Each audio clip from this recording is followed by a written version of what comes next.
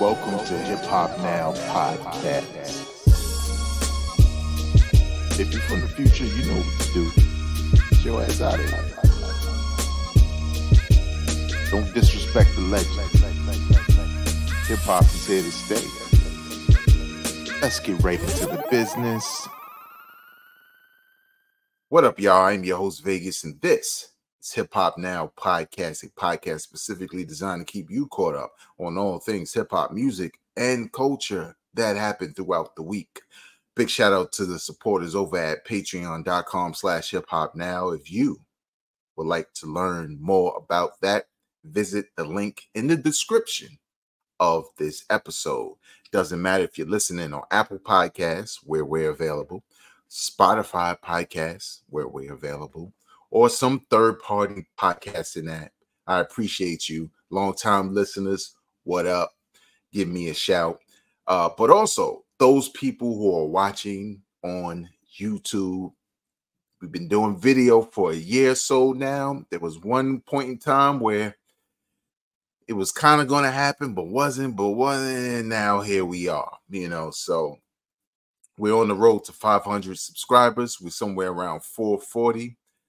500 can be obtained before the end of the summer if we really work hard before the end of the week, before the end of this episode. How about that? So the best thing for you to do is, if you like this content, obviously hit that like button. It counts towards exposing people to this podcast who are interested in this type of content. But also subscribe to the channel, become a subscriber, stay locked in so you don't have to go find it, or let me go to Vegas social media, see if he got a new episode. Because what happens if I don't post a new episode? You lose out on the info. And what's your mama gonna say? I'm just joking. But at the end of the day, it's just more important that you subscribe. That way you're locked in. You can just check your subscription feed and you can see anytime I post new content, because other than the weekly show, Tale of the Tapes is coming back.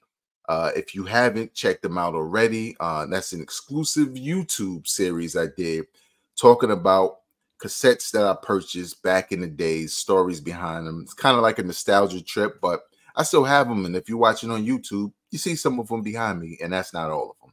So definitely stay tuned for that. We're going to have another round. I did 12 previously, so I'll probably do another 12 beginning next month. So stay right here, stay locked in, and don't be afraid to comment. I read your comments, I respond to them, I like them, all that stuff. If it's really dope, I'll pin it to the top so everybody get to see it. Okay, but with that being said, big shout out to hiphopdx.com, XXL, and Brochure for Heads, and a couple of hip-hop websites where I get some of my information from. Let's get right into the business. So Questlove, I've never had a problem with Questlove, and I really don't now. He just annoyed me not that long ago with pretending like a hip-hop battle was automatically a beef that would lead to some sort of violence. And my response to that was, if you scared, say you're scared, okay? But to be one of the voices in hip hop that has the ear of people outside of hip hop, on the edges of hip hop, it's a little irresponsible to like shoehorn. And I know everybody took it. No, we ain't taking nothing out of context. We know what you said first, okay? But it's a little irresponsible to just say that's what this is. That's what's happening. I promise you, that's probably more insulting to all the parties involved, from J. Cole to Kendrick, especially Kendrick, even Drake. Doesn't have to go there. Now, the one person who we know is not the toughest in this battle, we ain't gonna say no name, he definitely need to stop talking greasy, but he stopped talking a while ago. So none of it is a non-issue. The battle's over. Kendrick won, the end. And Questlove said what he said, and that was it. I just felt I needed to express that again. But Questlove says that, and this is coming from hiphopdx.com, Questlove names unsung rappers he believes are keeping hip hop alive. Now let's see. And I believe this is from, because he put out a book called Hip Hop is History, which is cool, but I don't really care about that. This is actually coming from an interview he did with NPR while promoting his book. Hip hop truly is dead. That's what he was saying as a result, because of the back and forth battle, which is so like, man, shut up. Because that's not what's happening. Everybody look happy to me. Everybody look involved in me in that pop-out concert. Come on, dog. But speaking to the topic, he said, I don't think hip-hop is dead. Right? Of course you don't. Come on, man, shut up. Stop talking. All right, I'll just read it. I'll stop, y'all. If an MC like Little Sims, which people rarely talk about, I don't think people give enough attention to Griselda, Westside Gun, Conway, and Benny, or even like Toby, Mick Jenkins, Errol Holden, even Denzel Curry. There's so much quality, dope stuff out there that just goes unnoticed and unchampioned. The 53-year-old also addressed the aforementioned feud directly over the same chat to explain his stance. Let's give him that. All right, I'm going to read it. All right, here's the deal. I wish people would make up their minds. I'm in this weird middle place. I talk about this a lot in my books. I live in the zone where I'm somewhere in between, dude, you changed my life, and you ain't ish every day. So it's a constant balance, and you don't know what the reaction is going to be. I'm just going to say it again, man. Shut up. Shut up. I don't know who decided that he is now a major voice in hip hop that we should really care about. Now, that doesn't mean he shouldn't be a voice. He's done, I mean, he brought D'Angelo back. So I have no beef with Questlove. But I need him to stop saying things. You can have your book. That's fine. We all have our opinions, and you can feel the way you want to feel. But if you listen to Hip Hop Now podcasts, well, some of those names he named when those albums were dropped, especially Little Sims, they were in my albums of the year. Now, I do agree. Not enough people know, especially her, not enough people know about her or what Denzel Curry does or what Mick Jenkins does. But we just living in a time where it's not going to be that simple. It's not just a matter of being good at what you do and putting out quality work. It's just a matter of it's going to get recognized at some point with something, whether it's a feature, whether it's a song, whether it's something that trends that they says that leads people to their music that will get people to recognize how great they are. But Questlove, I'll say to you, instead of saying stuff like hip hop's dead and then reneging and saying it's not dead and naming people who are unsung heroes, that's what you should do more often. Just start talking more about the unsung heroes. Now, Griselda is not unsung, right? Now, they played a pivotal part in bringing back hardcore New York style boom bap raps and music, right? I think they get their recognition, but it ain't going to be any higher than it already is because, unfortunately, they're niche. They're not something that everybody's going to like. Just like Kendrick's not something that everybody likes. You know what I'm saying? So it's sort of like you can't want everybody to be everything. I think Little Sims is the closest to being somebody who can attract a hardcore audience and a commercial audience at the same time. Most of those people that were in Denzel Curry, but that's when you get outside the realm of just dope bars and beats. And sometimes it's charisma, right? Everybody can agree that Rhapsody's dope.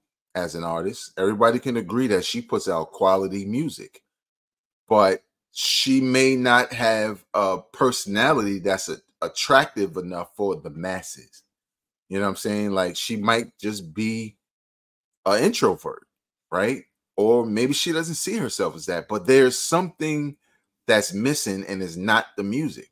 So what else is it? And some people will say, well, shouldn't that be the only thing that matters? No, because that's just not the way things go, right? Like, when I first heard DMX, I knew DMX. DMX wasn't giving me no like rewind factor, like, yo, what he said? The dog barked a bit. It was nothing crazy like that, but his energy behind his lyrics, the conviction behind his lyrics, the hypeness of videos and the aesthetic of him and his dogs and, you know, Rough Riders and the motorcycles. And it was a whole vibe that was like behind DMX that played into him and his personality. Or Biggie, right? Biggie's dumb nice, but he said it himself, black and ugly, you know, one eye, the dead, or whatever he said. I don't remember the bar, but he also embraced what society would say about him when they saw him. So it kind of neutralized that, and it really put the focus on his charisma. And then everybody vibed with the charisma. So therefore, when the songs were hitting and you like, that's a guy I would like to know. It's all about being relatable. So at the end of the day, I totally agree with Questlove as far as there being a number of unsung heroes in the hip hop game. And I don't even think he named them all. He just named a few. But at the end of the day, you know, it's all subjective and it all comes down to opinion. And especially now, you gotta even be more than the things I mentioned. You know, you gotta be active, you know, like not just interviews and you know, oh, let me go on my press junket so everybody can see me. Sometimes you got to do everything, like press junket, freestyle here, freestyle there, you know, on a show. Like, you got to do a lot, you know, but it comes with the territory when you're a recording artist. So, you know, work harder. I don't know, but definitely those names he named, especially like Denzel Curry, Mick Jenkins, who put out a very dope project not that long ago, and Little Sims, like, especially Little Sims, like, music's crazy, y'all. I'm telling you. All right. So Childish Gambino, because we have all of this reflections from this battle and all these opinions from this battle, and there were a number of artists and people like Questlove who had an opinion about it all, and Vince Staples, right?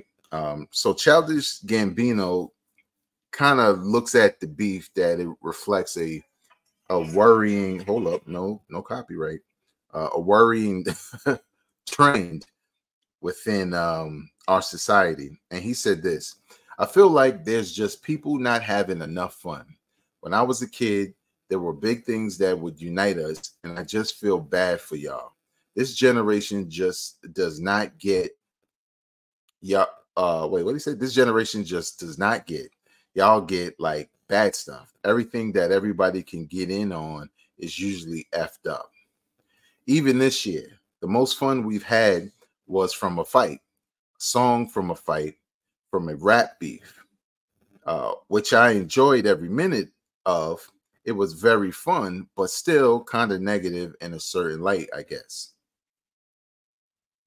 Hey, you too.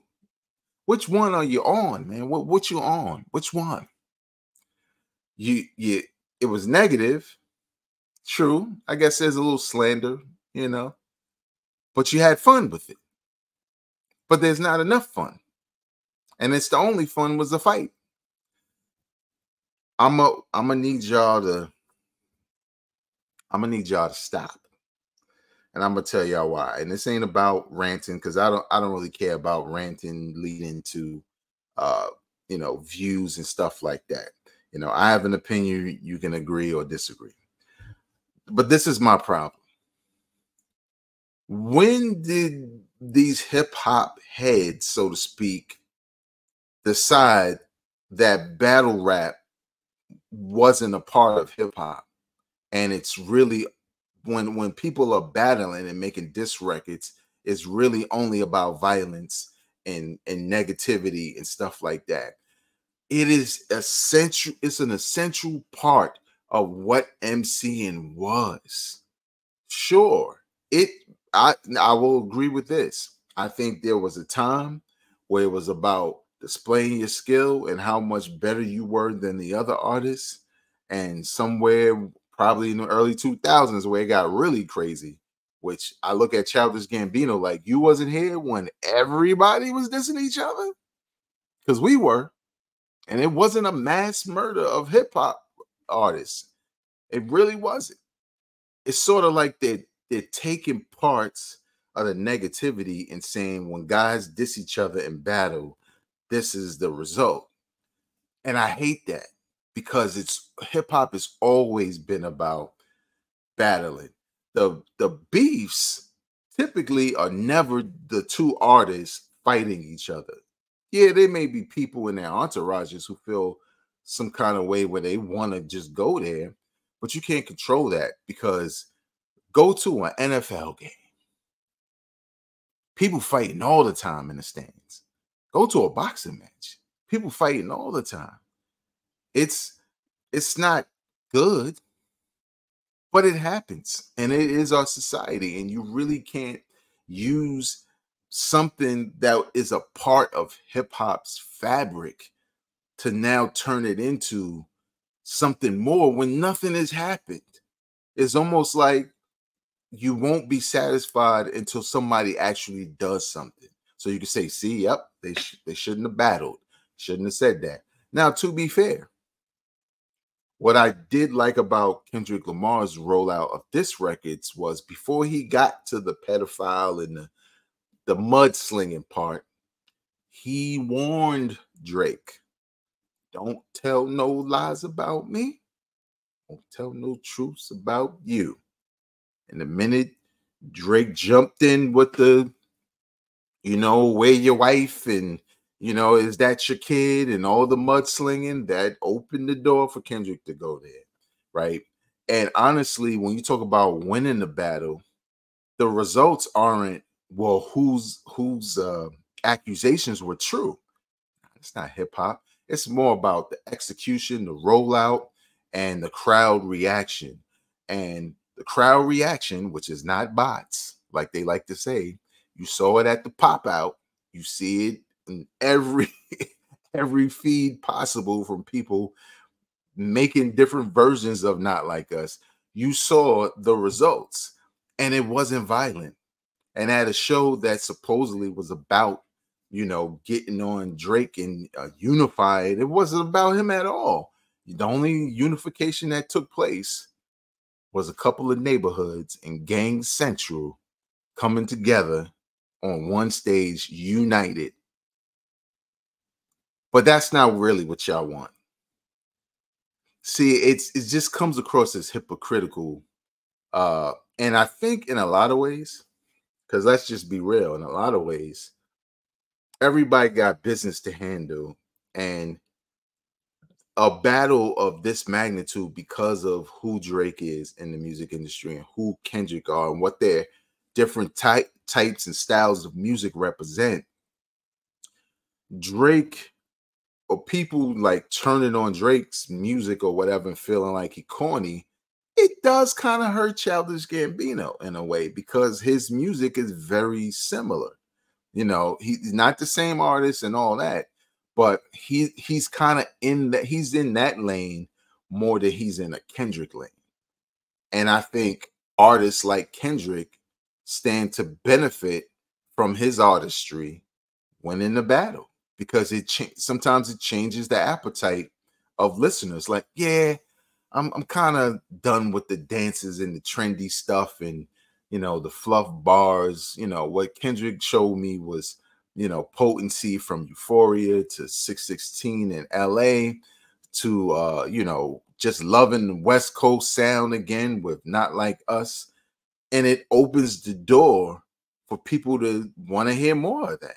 You know what I'm saying? Because I know for me, I was already on this Dog Pound album heavy, And after, you know, watching a pop-up, now I'm looking like, yo, I don't know who's that. Let me go listen to their music. So again, it kind of swings the pendulum, but in a lot of ways, I think some artists, including Questlove, just need to be brief. Yo, I didn't really like it. It just seemed like, you know, maybe not the stars, but it just seemed like a lot of people were upset and there was a lot of beef online. And I just hate that energy. Childish Gambino, same thing. I had a lot of fun with it. Let's get back to the music. Just say that, man. But again, everybody can have their opinion. They can feel the way they feel. I just get a little bothered by who's saying what and how they contribute to paint hip hop as this one thing that could be negative. And not saying that's exactly what they were doing, but sometimes you don't know how big those words are when it comes to people outside of it looking to you for the answer. If you love Childish Gambino and he says, oh, it's so violent, you might be like, yeah, why are those guys doing that? I'm saying it happens. There are people like that. There are people who are not as locked in, but I am for you. So there you have it. And lastly, so Lupe Fiasco, during that whole, you know, Kendrick and Drake joint, decided on stage, nobody beat me, but nobody asked him. Nobody asked you and nobody responded. So stop doing that. But what he did do that I liked was like, I got a new album coming out. Here's a new song or video called Samurai. I pressed play on that. I was like, this is what you do. We don't care who nice and not, blah, blah, blah. Somebody, don't get me wrong, Lupe, somebody want to step in your square. I want to hear you get at them lyrically. But don't go asking for it when nobody responds. And then not because, oh, yeah, they ain't want it. No, they don't really, they don't want you. There's no benefit to them to battle you. So just put out music. And that's what he did. He released his brand new album, Samurai. It clocks in about 31 minutes, 0 features. Short album, 0 features, all Lupe. I could dig it. And when I first heard the single Samurai, I was like, yeah, this the Lupe that I like. Don't get me wrong, I like the lyrical, spiritual, miracle Lupe who is on this album. But Samurai reminds me of the Kick Push Lupe. Bars, thought-provoking lyrics. He almost comes across as joyful, and it's refreshing. See, Childish Gambino, the thing is the battle was for that kind of energy, but it was still hip-hop. And then when you're ready to get back to calming down, Lupe got a bag for you with Samurai. That's what you do, man. It made me smile when I heard it, okay? But a couple of songs on here, like Mumble Rap, which I thought was dope. Cake is dope. Bigfoot is dope. And it's only 8 songs on here, and I'm not going to hold y'all. Is it top 5 of the year so far? I don't think so. Is it one of the best projects of the year? Yep, easy. Easy, because what I think I like about it the most is if you're a Lupe fan, no matter what version of him, because don't forget, there was a point in time with Atlantic Records, he had to do a lot of radio type stuff, and some of those records y'all didn't mess with, even though I did. The one with Trey Songz, I kind of messed with that. But what this album told me I like most about Lupe is not only liking the Food and Liquor version or the cool version, but that since he's refocused, in my opinion, not saying he was unfocused, but as far as like the release of the music and the quality of it, lyrically and musically, Lupe has probably had like 4 projects in a row that were really good, like really solid. Like you could pick any one of them to enter in and just listen. And Samurai is just another example of him being dope at what he does with the wordplay, with the storytelling. I do think Lupe Fiasco is somewhat of a quiet taste, only because he can be lyrical spiritual. And some people don't care what you're saying. They don't want to hear that, like, at all. They don't want to hear that style of rhyming at all. But just like with how I like Kendrick, and I feel like Kendrick's music or his single can always come across as just words until you understand what he's talking about. And then I guess words is not a good example, but he can just really come across as making a plain song that has zero meaning on the surface. But then when you learn the meaning, whether it's through lyrics or you just need the homie to explain it or whatever, you go back and listen to the song and it sounds totally different to you, or hearing it within the context of the album. And I feel like what Lupe sometimes, especially a project like this where you have no features to kind of break up hearing his voice and what he's doing, you got to keep people's attention. And I think there's some people after 3 songs may kind of check out, like, yeah, it was cool, but you know, nothing exciting. And I don't think it's anything exciting. I think it's just the perfect release for a dude like Lupe, who is like lyrically sound and he picks varied production. So nothing to me sounds exactly the same. And you know, it's a potent listen. Like, you got to really listen to the brother when he's spitting. So I definitely think it's one of the best of the year. And like I said, I did a whole episode of, you know, the best hip hop albums and EPs of 2024 so far. And that list is going to change throughout the year. And there may be albums that I went back to just to listen again, and they wind up creeping in there, and stuff that was in that list kind of falls out. That's literally how I review all the stuff. So by the time we get to like December and it's time to do the best of the year and my top 5, I know exactly what was the best regardless of release date. But I'm gonna tell y'all like this is gonna be a very tough year for some people to crack those categories, because we got some crazy let me just run down a couple of names before we get out of here. We got, obviously, Rakim dropping an album soon. We got Nas and Premier, supposed to be later this year. Bars. We got Pete Rock and Common, who haven't missed yet with the singles they've dropped. Like, they are 4 for 4. I know it's really only been technically 3, but there was another one that supposedly won't be on the album. But even that was crazy, right? We got Snoop and Dre next month, right? Who else am I forgetting? Rumors of the Clips being this year, and LL and Q-Tip, right? And that first single with Fat Joe and Rick Ross was like, okay, this is it. And today I just saw that there was 2 more. Today I just saw that there was going to be a new Skyzoo album in the fall, and in July, Blue has an album produced entirely by Evidence. And there's more that I'm not even talking about. Like, Havoc and Cormega got an album coming out. It's going to be a crazy year. Now, literally all of those I named could be whack. I don't see Common and Pete being whack because we heard so much from it already. I don't care. The rest of the album can't be bad. Right? But we just don't know. And there's already been a solid number of releases so far. So we'll see what happens.